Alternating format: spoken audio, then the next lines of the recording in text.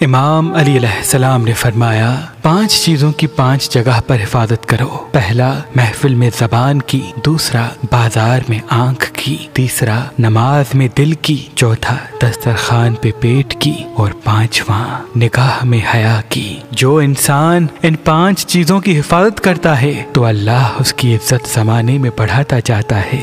इमाम अली अलैहिस्सलाम ने फरमाया, नफरत गुनाह से करो, गुनाह करने वाले से नहीं, क्योंकि शायद तुम्हारी मोहब्बत में आकर वो गुनाह करना छोड़ दे। इमाम अली अलैहिस्सलाम ने फरमाया, लफ्ज इंसान के गुलाम होते हैं मगर सिर्फ बोलने से पहले तक, बोलने के बाद इंसान अपने लफ्जों का गुलाम बन जाता है। इमाम अली अलैहिस्सलाम ने फरमाया, इंसान के जिस्म का सबसे खूबसूरत हिस्सा दिल है, अगर यही साफ ना हो तो चमकता चेहरा किसी काम का नहीं। इमाम अली अलैहिस्सलाम ने फरमाया, सबसे अजीम सदका अल्लाह के किसी बंदे को माफ करना है, क्योंकि जो इंसान अल्लाह के बंदे को अल्लाह के लिए माफ कर देता है तो अल्लाह भी उस इंसान के तमाम गुनाह माफ करके आने वाली तमाम मुसीबतों से महफूज कर देता है। नादे अली अल्लाह का मौजज़ा है और अकीक पत्थर मोमिन की निशानी है।